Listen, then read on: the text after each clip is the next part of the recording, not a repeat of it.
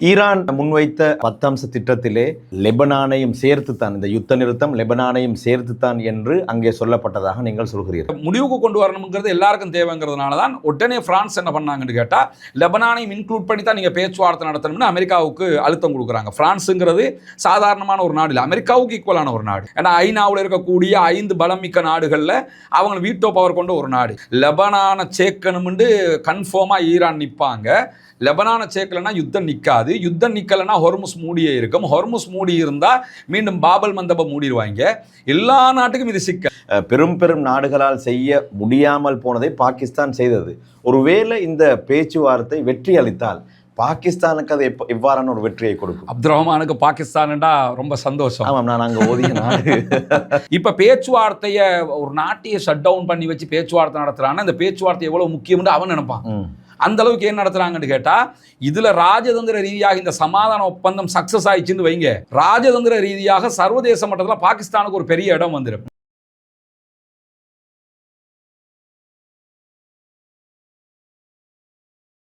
அஸ்ஸலாமு அலைக்கும் வரஹ்மத்துல்லாஹி வபரகாத்துஹு. மீண்டும் ஒரு ஷார்ட் டாக் நிகழ்ச்சியில் உங்கள் அனைவரையும் சந்திப்பதில் மகிழ்ச்சி அடைகிறேன். இன்று வெள்ளிக்கிழமை தினம் ஏராளமானவர்கள் ஈரான், இஸ்ரேல், அமெரிக்கா விவகாரம் சம்பந்தமாக தொடர்ந்தும் நீங்கள் பேசுங்கள் என்று கேட்டிருந்தீர்கள். அந்த அடிப்படையிலே சமகாலத்திலே என்ன நடைபெறுகின்றது, யுத்த நிறுத்தம் நீடிக்குமா அல்லது நடைபெறக்கூடிய பேச்சுவார்த்தை தோல்வியில் முடிவடையுமா என்ற விடயங்கள் பற்றி இந்த நிகழ்ச்சியிலே விரிவாக கலந்துரையாட தயாராக இருக்கின்றோம். இன்றைய நிகழ்ச்சிக்காக வேண்டி சகோதரர் ரஸ்மின் MISC அவர்களை அழைத்திருக்கின்ற நிகழ்ச்சிக்குள் அவர்களை சலாம் கூறி அன்போடு வரவேற்றுக் கொள்கிறேன். அஸ்ஸலாமு அலைக்கும் வரஹ்மத்துல்லாஹி வபரகாத்துஹு. வலைக்கும் ஸலாம் வரஹ்மத்துல்லாஹி வபரகாத்துஹு. கடந்த சில நாட்களாக இது பற்றி விரிவாக எமக்கு, அதாவது ஷார்ட் நியூஸ்டே நாங்கள் பதிவிடவில்லை. ஆனால் உங்களுடைய சேனலில் நீங்கள் ஏராளமான விடயங்கள் தினமும் பகிர்ந்து கொண்டே வருகிறீர்கள். அந்த அடிப்படையிலே இந்த யுத்த நிறுத்தம் இப்போது அமுலிலே இருக்கின்றது. இந்த யுத்த நிறுத்தம் தொடர்ச்சியாக இது நீடிக்க வேண்டும் என்ற அடிப்படையிலே இன்றைய தினம் பாகிஸ்தானிலே மிக முக்கியமான ஒரு பேச்சுவார்த்தை நடைபெறுகின்றது. அந்த பேச்சுவார்த்தை சம்பந்தமாக இன்றைய தினம் பாகிஸ்தான் தலைநகரத்தில் பாகிஸ்தானுடைய தலைமையில் தான் இந்த பேச்சுவார்த்தை நடைபெற இருக்கிறது. இந்த பேச்சுவார்த்தைக்கு இதுவரைக்கும் இப்போ நம்ம ரெக்கார்ட் பண்ணுற டைம் நினைக்கிறேன், இதுக்கு ஒரு 2 ஹவருக்கு பிறகு தான் அந்த வீடியோ நீங்கள் போடுவீங்க. ரெக்கார்ட் பண்ணுகிற டைம் வரைக்கும் ஈரானுடைய டெலிகேஷன்ஸ் யாருமே பாகிஸ்தானுக்கு புறப்படவே இல்லை. காரணம் என்னன்னா, யுத்த நிறுத்தத்தில் லெபனானும் இணைக்கப்பட வேண்டும் என்பதுதான் ஈரானுடைய கோரிக்கை. ஏன்னா ஈரானுக்கும் லெபனானுக்கும் இடையில 2க்கும் சேர்த்து தான் இஸ்ரேலும் அமெரிக்காவும் தாக்குதல் நடத்துகிறாங்க. எனவே 2 நாடுகள் மீதான யுத்தமும் நிறுத்தப்பட வேண்டும், இல்லைன்னா நாங்கள் யுத்தத்துக்கு தயார் என்பது ஈரானுடைய நிலைப்பாடு. இதை ஒப்புக்கொண்டுதான் அந்த 10 அம்ச கோரிக்கையிலே லெபனான் இருந்தது. அதை ஒத்துக்கொண்டு, ஏன்னா ஈரான் ஒரு 10 அம்ச திட்டத்தை முன் வச்சாங்க, அமெரிக்கா 15 வச்சாங்க, ஈரான் 10 தான் வச்சாங்க. அதை ஒப்புக்கொண்டுதான் தற்காலிக யுத்த நிறுத்தம் வந்திருக்கிறது. இந்த தற்காலிக யுத்த நிறுத்தத்துக்குள்ள ஈரான் போட்டிருக்கக்கூடிய 10 நிபந்தனைகள்ல 2 நிபந்தனைகள் தெளிவாக என்ன சொல்லுதுன்னு கேட்டா, எங்களுடைய ப்ராக்சிஸ் அமைப்புகள், எங்களுடைய அவங்களுக்கு சப்போர்ட் பண்ணுகிற அமைப்புகள், குறிப்பாக ஈராக்கில் இருக்கக்கூடிய கதாய்பு ஹிஸ்புல்லா, லெபனானில் இருக்கக்கூடிய ஹிஸ்புல்லா, ஹூத்திகள், இப்படி எல்லா அமைப்புகளோடையும் சேர்த்து தான் இந்த யுத்த நிறுத்தம் வரணும் என்று சொன்னாங்க. அமெரிக்கா இதை ஒப்புக்கொண்டு தான் கரெக்டான தகவலை கொடுத்தாங்க பாகிஸ்தானுக்கு. அந்த அடிப்படையில் தான் பாகிஸ்தான் யுத்த நிறுத்தத்துக்கு தயார், நாங்கள் அது பேச்சுவார்த்தையை நடத்துவோம்னு அறிவிச்சிருந்தாங்க. அப்போ அதை ஒத்துக்கொண்டு ஈரானும் ஓகே, தற்காலிக யுத்த நிறுத்தம், பேச்சுவார்த்தை வெள்ளிக்கிழமை நடக்கும், நாங்கள் வர்றோம்னு சொல்லிட்டாங்க. சொன்னதுக்கு பிறகும் இஸ்ரேலிய பிரதமர் பெஞ்சமின் நெத்தன்யாஹுடைய உத்தரவுல லெபனான் மீது மிக கடுமையான தாக்குதல். இப்போ நேற்றெல்லாம் எடுத்துக்கிட்டிங்கன்னா வெறும் 10 நிமிஷத்துக்குள்ள 160 தாக்குதல். இதில் 300க்கும் மேற்பட்டவங்க கொல்லப்பட்டு 1000க்கும் மேற்பட்டவங்க படுகாயம் அடைஞ்சிருக்கிறாங்க, பல பகுதிகள் அழிக்கப்பட்டிருக்கு. அப்போ இந்த தாக்குதல்கள் நிறுத்தப்படணும். நிறுத்தப்படலைன்னு சொல்லி சொன்னால் நாங்கள் வரமாட்டோம் அப்படின்னு தெளிவாக ஈரான் சொல்லி கொண்டு இருக்கிறாங்க. ஆனால் இஸ்ரேலை பொறுத்தவரையில் லெபனான் இன்க்ளூட் ஆகாது அப்படின்னாங்க. பாகிஸ்தான் என்ன சொன்னாங்கன்னா, இல்லை லெபனான் இன்க்ளூட் ஆகும்னாங்க. அதுக்கு பிறகு அமெரிக்க அதிபர் என்ன சொல்றாருன்னா, லெபனான் இன்க்ளூட் ஆகாதுங்கிறார். இப்ப லெபனான் இந்த சமாதான பேச்சில் இன்க்ளூட் ஆகும்ங்கிறது பாகிஸ்தான் அமெரிக்காட்ட பேசித்தான் ஈரானுக்கு சொன்ன செய்தி. சொல்லிட்டு இப்ப என்ன செய்யறாங்கன்னு கேட்டா, அமெரிக்கா இல்லைங்கிறாங்க. எனவே தான் ஈரான் என்ன சொல்றாங்கன்னா, நாங்கள் உங்களை நம்ப முடியாது. ஆல்ரெடி 2 தடவை பேச்சுவார்த்தை நடக்கும்போது தான் யுத்தத்தை செஞ்சாங்க. ஜூன் மாதம், கடந்த ஆண்டு ஜூன் மாதமும் பேச்சுவார்த்தை நடத்திக்கிட்டே இருக்கும்போது தான் திடீர்னு ஈரான் மேலே அட்டாக் பண்ணினாங்க. இந்த வாட்டியும் பேச்சுவார்த்தை நடக்கும்போது தான் ஈரான் மேலே அட்டாக் பண்ணினாங்க. இப்படி இருக்கும்போது இப்போ பேச்சுவார்த்தைக்கு லெபனானும் இன்க்ளூடுன்னு சொல்லிட்டு பேச்சுவார்த்தை ஆரம்பிக்க முன்னாடியே மாற்றி பேசுறீங்க இல்லைன்னு. அப்போ எப்படி நாங்கள் உங்களை நம்புறது என்பது ஈரானுடைய வாதம். அது கரெக்டான வாதமும் கூட. அந்த அடிப்படையில் தான் ஈரானுடைய பேச்சுவார்த்தை குழு இதுவரைக்கும் புறப்படலை. பாகிஸ்தானை நோக்கி. ஆனால் பாகிஸ்தான் 2 days லாக்டவுன் பண்ணியிருக்கிறாங்க. நம்ம நாட்டில் கொரோனா காலத்தில் பண்ணுவோம்ல, அது மாதிரி முழு நாடுமே ஷட் டவுன் பண்ணப்பட்டிருக்குது. காரணம் என்னன்னா, அமெரிக்காவும் ஈரானும் பேச்சுவார்த்தை நடத்துறாங்க. சும்மா சாதாரண பேச்சுவார்த்தை இல்லை, அதுல எதுவும் அசம்பாவிதம் நடந்துடக்கூடாதுன்னு சொல்லி. ஆனால் அமெரிக்காவினுடைய பேச்சுவார்த்தை குழு அமெரிக்காவினுடைய துணை அதிபருடைய தலைமையில் பாகிஸ்தானுக்கு வந்து கொண்டிருக்கிறாங்க. எனவே இந்த பேச்சுவார்த்தை நடக்குமா இல்லையாங்கிறது அவங்களும் புறப்பட்டு வந்தா தான் தெரியும். ஒருவேளை பேச்சுவார்த்தை நடைபெற்று இந்த பேச்சுவார்த்தை தோல்வியில் முடிவடைந்தால், அல்லது ஈரானுடைய அதிகாரிகள் அங்கு செல்லாமல் இந்த பேச்சுவார்த்தை தோல்வியிலே முடிவடைந்தால் அடுத்தது என்ன நடக்கும்? மிக கடுமையான ஒரு யுத்தம் நடக்கும். அமெரிக்காவும் என்ன பண்ணுவாங்கன்னு சொன்னால், அவங்களால எவ்வளவு தூரம் அடிக்கலுமோ அவ்வளவு தூரம் பொதுமக்களுடைய இலக்குகள் மேலே ஈரான் மேலே தாக்குதல் நடத்துவாங்க. அதே நேரத்தில் ஈரானும் எதிர்பாராத விதமான படுபயங்கரமான தாக்குதல்களை அரபு நாடுகளில் இருக்கக்கூடிய அமெரிக்க தளங்களுக்கும் அடிப்பாங்க, அமெரிக்காவுடைய கப்பல் மேலேயும் அடிப்பாங்க. இஸ்ரேல் மேலே பலத்த பழிவாங்குதல் தாக்குதல்களை ஈரான் நடத்துவதற்கான வாய்ப்பு இருக்கிறது.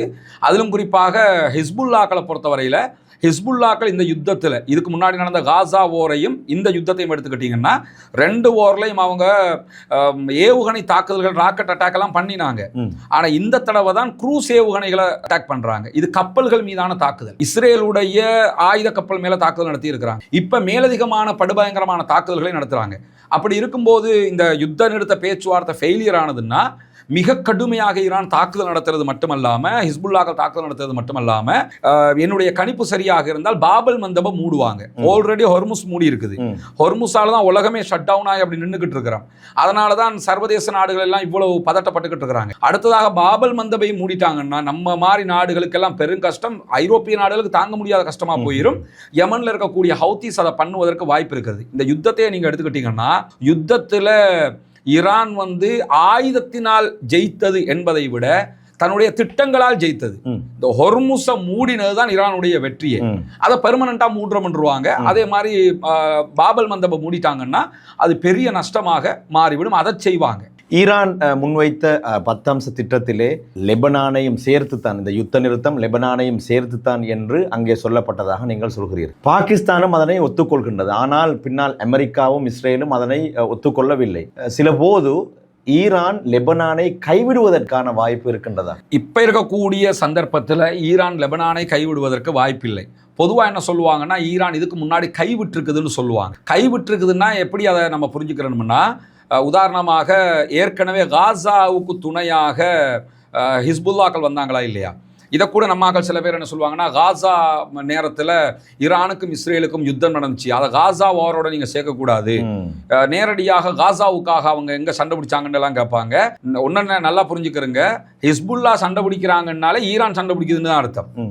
ஈரானும் ஹிஸ்புல்லாவும் எப்படின்னு கேட்டால், ஹிஸ்புல்லாக்கள் இருக்கிறது லெபனானுக்குள்ள. ஆனால் ஈரானை பொறுத்தவரையில் ஹிஸ்புல்லாண்டா ஈரான், ஈரான்னா ஹிஸ்புல்லா. அதே மாதிரி ஹூத்திஸ்னா ஈரான், ஈரான்னா ஹூத்திஸ். ஹதாய்பு ஹிஸ்புல்லான்னா ஈரான், ஈரான்னா ஹதாய்பு ஹிஸ்புல்லா. இந்த மாதிரி தான் அவர்களுடைய ப்ராக்சிஸ் அமைப்புகளை எல்லாம் அவங்க வச்சுக்கிட்டு இருக்கிறாங்க. அந்த அடிப்படையில் இந்த வாரை நம்ம எடுத்துக்கிட்டோம்னு சொன்னால், இந்த வாரில் அவங்க கன்ஃபார்மாக லெபனானை கைவிட வாய்ப்பில்லை. ஏன்னா லெபனான் யுத்தத்துக்குள்ளே வரும்போதே அக்ரிமெண்ட்டோட தான் வந்தாங்க. நாயிம் காசிம் என்ன சொன்னார்னா, ஹிஸ்புல்லாவுடைய லீடரோட நடந்த பேச்சுவார்த்தையில் நீங்கள் யுத்தத்துக்குள்ளே வரணும், சமாதானம் என்று வரும்போது, யுத்த நிறுத்தம் என்று வரும்போது உங்களையும் சேர்த்துக்கிட்டு தான் யுத்த நிறுத்தத்துக்கு நாங்கள் போவோம், உங்களை விட்டுட்டு போக மாட்டோம். இந்த நேரம் அவங்க ஹிஸ்புல்லாக்களை கைவிட்டாங்கன்னு சொன்னால் அது ஈரானுக்கே பெரிய பின்னடைவா போயிடும். கை விட்டுட்டு அவங்க போயிட்டாங்கன்னு வைங்க, திரும்ப இன்னொரு வாட்டி ஈரானோட ஒரு யுத்தம் வந்துச்சுன்னா இவங்க வரமாட்டாங்க. ஈரான்கிட்ட இருக்கிற பெரிய பலங்கள்ல ஒண்ணே இந்த ப்ராக்சிஸ் அமைப்புகள். இப்ப நீங்க பாருங்க, இஸ்ரேலுக்கும் ஈரானுக்கும் யுத்தம், அமெரிக்காவுக்கும் ஈரானுக்கும் யுத்தம். இந்த கேப்ல நேரடியா ஈரான் சண்டை பிடிக்கிறதுக்கு நடுவுல ஹிஸ்புல்லான்ற ஒரு குழுவும் அடிக்கல, அங்க திசை திரும்புதா இல்லையா யுத்தம். இந்த வேலைக்காக வச்சிருக்கக்கூடிய ஹிஸ்புல்லாக்களை அவங்க கைவிடுவதற்கான வாய்ப்பே இல்லை. இதுக்கு முன்னாடியும் அப்படி அம்போன்னு சொல்லி விட்டது கிடையாது. அதனால தான் இந்த வாட்டி பிடிச்சிக்கிட்டே நிற்கிறாங்க. அப்படி வந்தா வருவோம், இல்லாட்டி சண்டைதான்னு சொல்லி நிற்கிறாங்க. அதாவது மத்திய கிழக்கே நாங்கள் இப்போது அவதானித்தால் ஸ்திரத்தன்மை இல்லை, யுத்தம் தொடருமா இல்லையா என்பதை சரியாக சொல்ல முடியாது, பேச்சுவார்த்தை வெற்றி அளிக்குமா இல்லையா என்பதை சரியாக சொல்ல முடியாது. இந்த நிலையிலே ஐரோப்பிய நாடுகளின் நிலைமை எப்படி இருக்கின்றது? அவர்கள் எப்படி இதனை பார்ப்பார்கள்? ஐரோப்பிய நாடுகளை பொறுத்தவரையில் அவங்க இதை ஃபேவரா தான் பார்க்குறாங்க, ஈரானோட ஃபேவரா இருக்கிறாங்க. அதாவது யுத்த நிறுத்தத்தை. ஏன்னா நீங்க யுத்த நிறுத்தம், தற்காலிக யுத்த நிறுத்தம்னு ஈரான் அறிவிச்சதோட உடனடியாக ஐநாவினுடைய தூதுவர் ஒருவர் ஈரான்ல போய் இறங்கிட்டாரு. இதை பேச்சுவார்த்தையில் அடுத்து என்ன பண்றது அப்படிங்கிறதுக்காக போயிட்டாரு. அதே நேரத்தில் பிரான்ஸ் முந்திக்கிட்டு என்ன பண்ணிட்டாங்கன்னு கேட்டால் லெபனானையும் இன்க்ளூட் பண்ணி தான் பேச்சுவார்த்தை நடத்தணும்ட்டாங்க. ஏன்னா எல்லாருக்குமே தெரியும் லெபனானை சேர்க்கணும்னு கன்ஃபார்மாக ஈரான் நிற்பாங்க. லெபனானை சேர்க்கலைன்னா யுத்தம் நிற்காது. யுத்தம் நிற்கலைன்னா ஹொர்முஸ் மூடியே இருக்கும். ஹொர்முஸ் மூடி இருந்தால் மீண்டும் பாபல் மந்தபம் மூடிடுவாங்க.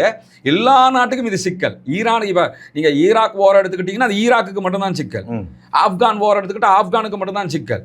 உக்ரைன் எடுத்துக்கிட்டால் உக்ரைனுக்கு மட்டும்தான் சிக்கல். பெரிய சிக்கல் அந்த கடலை மூடுறது இந்த மாதிரி நெருக்கடி எங்கேயுமே உண்டாகாது, இங்கே தான் உண்டாகிருக்கு. எனவே இதை முடிவுக்கு கொண்டு வரணுங்கிறது எல்லாருக்கும் தேவைங்கிறதுனால தான் உடனே பிரான்ஸ் என்ன பண்ணாங்கன்னு கேட்டால் லெபனானையும் இன்க்ளூட் பண்ணி தான் நீங்கள் பேச்சுவார்த்தை நடத்தணும்னு அமெரிக்காவுக்கு அழுத்தம் கொடுக்குறாங்க. பிரான்ஸுங்கிறது சாதாரணமான ஒரு நாடு இல்லை, அமெரிக்காவுக்கு ஈக்குவலான ஒரு நாடு. ஏன்னா ஐநாவில் இருக்கக்கூடிய 5 பலம் மிக்க நாடுகளில் அவங்க வீட்டோ பவர் கொண்ட ஒரு நாடு. ரெண்டாவதாக ஆஸ்திரேலியா, அமெரிக்காவுக்கு எல்லாத்துக்கும் பக்கபலமாக இருக்கிறவங்க.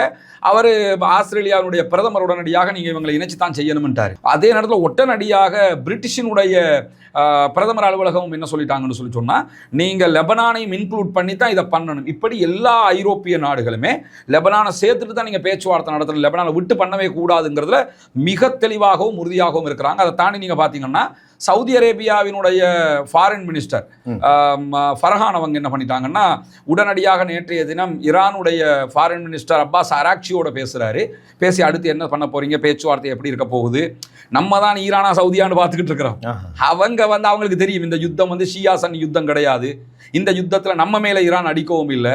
அரசியல் ரீதியாக அறிக்கைகளை விடுவாங்க, அது வேற விஷயம். அவங்களுக்கு தெரியும் இந்த அடியெல்லாம் விழுது அமெரிக்காவுடைய தளம் நம்மகிட்ட இருக்கிறதுனால தான். அதனால தான் யுத்த நிறுத்தம் என்று அறிவித்ததோட கட்டும் சவுதி அரேபியாவுக்கு எத்தனை தாக்குதல்களை ஈரான் நடத்தினாங்க. அப்படி இருக்கும்போது எல்லாரும் என்ன சொன்னாங்க, இனிமே சவுதிக்கும் ஈரானுக்கும் பேச்சே கிடையாதுன்ற அளவுக்கு தானே பேசிக்கிட்டு இருந்தாங்க. ஆனா நேற்றைய தினம் முதல் மற்ற எல்லா நாட்டையும் விட முந்தி கொண்டு பேசினது யாருன்னு கேட்டால் சவுதி அரேபியாவினுடைய இளவரசர் ஃபர்ஹான் தான் பேசினாரு. அவர் ஃபாரின் மினிஸ்டர் பேசி அடுத்து என்ன பண்ண போறீங்க என்ன ஏதுன்னு பேசினாரு. டர்க்கி பேச முன்னாடி, ஈஜிப்ட் பேச முன்னாடி அவர் பேசிட்டாரு. அப்ப பேசி என்ன பண்றாங்கன்னா எல்லோருக்கும் என்ன தேவை இருக்குன்னு கேட்டா இந்த ஹொர்முஸை ஓப்பன் பண்ண வேண்டி இருக்குது. அந்த அடிப்படையிலையும் உடனடியாக பேச்சுவார்த்தை நடத்தினாங்க. எல்லா நாடுமே லெபனானை இன்க்ளூட் பண்ண சொல்லும். இந்த யுத்தத்தை நிறுத்துறது தான் அவங்களுக்கு தேவை. இன்னைக்கு பேச்சுவார்த்தைக்கு ஈரான் இன்னும் கிளம்பலைங்கிறதெல்லாம் ரெண்டாவது. ஆனால் ஈரானை வர வைப்பாங்க. ஈரான் வரும். பெரும்பாலும் பேச்சுவார்த்தை சக்சஸாக நடக்கத்தான் வாய்ப்பு இருக்கு. இல்லைன்னா இதுக்கு மேல் தாங்க முடியாதுங்க, எந்த நாடுமே தாங்காது. இந்த யுத்தத்தை பொறுத்தவரையிலே திடீர் என்று வந்த பாகிஸ்தான் ஹீரோவாக மாறியது. பாகிஸ்தானுக்கு மிகப்பெரிய, அதாவது பெரும் பெரும் நாடுகளால் செய்ய முடியாமல் போனதை பாகிஸ்தான் செய்தது. ஒருவேளை இந்த பேச்சுவார்த்தை வெற்றி அளித்தால் பாகிஸ்தானுக்கு அது எவ்வாறான ஒரு வெற்றியை கொடுக்கும்? அப்துல் ரஹ்மானுக்கு பாகிஸ்தான்டா ரொம்ப சந்தோஷம். ஆமாம், நான் அங்கே ஓதிய நாடு. இப்படித்தான் பாகிஸ்தானுடைய விவகாரத்தை பொறுத்தவரையில் சர்வதேச ரீதியாக பாகிஸ்தானுக்கு பெரிய ஒரு மவுசு கிடைச்சிருச்சு. ஏன்னா பொதுவாக இம்ரான் கான் மேல நமக்கெல்லாம் ஒரு பெரிய அனுதாபம் உண்டு. இன்னைக்கும் உண்டு, நாளைக்கும் உண்டு. நம்முடைய ஜனாசா எரிப்பு விவகாரத்தில் நமக்காக நின்றவர், அவர் விடுதலை செய்யப்பட வேண்டும். அல்லாஹ் அவருக்கு நீண்ட ஆயுளையும் அதே போன்று சமூகத்திற்காக இன்னும் பாடுபடக்கூடிய வாய்ப்பையும் கொடுக்க வேண்டும், உடல் ஆரோக்கியத்தை கொடுக்கணுங்கிற பிரார்த்தனைகள் நம்ம எப்பயுமே பண்ணணும். அவருடைய அரசியல் ரீதியிலான கருத்துக்களில் நமக்கு நிறைய மாற்று கருத்து இருக்கும், மார்க்க ரீதியாகவும் மாற்று கருத்து இல்லாமல் இருக்காது. அப்படி இருந்தாலும் இம்ரான் கான் ஒரு பெரிய ஆளுமையாக பார்க்கப்பட்ட நேரத்தில் நவாஸ் ஷரீஃப் ஆளுமையாக பார்க்கப்பட்டார். நவாஸ் ஷரீஃபுக்கு நிகராக ஷபாஸ் ஷரீஃப் பார்க்கப்படலை. பாகிஸ்தான் இப்ப இருக்கக்கூடிய பிரைம் மினிஸ்டர் அவரை சும்மா ஒரு மாதிரியா தான் பார்த்துக்கிட்டு இருந்தாங்க. ஆனா இந்த யுத்த நிறுத்த பேச்சுவார்த்தைங்கிறது அவருக்கு பெரிய ஒரு மவுசை கொடுத்துருக்குது. ஏன்னா இந்தியா பாகிஸ்தான் வார் நடந்தது. அதுல அதிபர் ட்ரம்ப் என்ன சொன்னார்னா, நான் ஒரு ஃபோன் கால் தான் பண்ணேன், இந்தியாவும் பாகிஸ்தான் யுத்தத்தை நிறுத்தணும்னு நிறுத்திட்டாங்க அப்படின்னு. அதை ஆமா அப்படித்தான் நடந்துச்சுன்னு சொல்லி ஷபாஸ் ஷரீஃப் சொன்னார். ஆனா நரேந்திர மோடி இல்ல அதுக்கெல்லாம் நாங்க நிறுத்தலைன்னு சொன்னார். ஆனா விளங்கிச்சு ஏதோ அமெரிக்கா ஒரு திட்டம் ஒன்று பண்ணியிருக்கிறாங்க, அதோட தான் நின்றுதுண்டு. அப்ப அந்த நேரத்தில் நம்ம என்ன பார்த்தோம்னா இந்தியாவும் பாகிஸ்தானும் கொஞ்சம் கீழே, அமெரிக்கா தான் மேலே. அமெரிக்கா சொன்னா கேட்டுருதாங்க இல்ல. அப்படி இருக்கும்போது அவ்வளவு மேலே இருந்த ஒருத்தர் ஒரு பெரிய யுத்தத்தை பண்ணிக்கிட்டு இருக்கிறாரு. அதுவும் ஈரானுக்கு தாக்குதல் நடத்துறாரு. உலக அளவுல ஈரான்டா அந்தா போய் அடிச்சுட்டு வந்துருவாங்க இந்த மாதிரி நினைச்சிருக்கும் போது 40 நாள் அடின்னு அடிச்சும் ஈரானுடைய ஆட்சியை கவிழ்க்க முடியல. செஞ்சுட்டு நாட்டம் சொல்றாரு. அடிமேல் அடி அடித்தாலும் அம்மிக்கல் நகரவே இல்லை. அவர் என்ன சொல்றாருன்னா, நாங்க ஆயத்துல்லா அலி காமனியை கொண்டுட்டோம்ங்கிறாரு. கொண்டீங்க, அவங்க அடுத்து முஜித்தபா காமனியை கொண்டு வந்தீங்க, அவரை கொண்டு வரக்கூடாதுன்னீங்க. ஆனா அவரை தான் கொண்டு வந்தாங்க. ஆட்சி கவிழல. சதாமுக்கு நடந்த மாதிரி எதுவும் நடக்கல. அங்க அவங்களோட ஸ்டேபிளான ஆட்சியா இருக்குது. இன்னும் மக்கள் அவங்களோட தான் இருக்கிறாங்க. திறக்கப்படல, காணல. அப்ப இப்படி இருக்கக்கூடிய சூழல்ல என்ன ஆகுதுன்னு கேட்டால் பாகிஸ்தானை வச்சுத்தான் எப்படியாவது கொஞ்சம் பேசி முடியுங்கன்னாங்க. இது பாகிஸ்தான் தனக்கான ஒரு வாய்ப்பாக எப்படி இதை பயன்படுத்துகிறாங்கன்னா, பாகிஸ்தான் வந்து ஆல்ரெடி ஈரானோட ஒரு நெருக்கம் இருக்குது.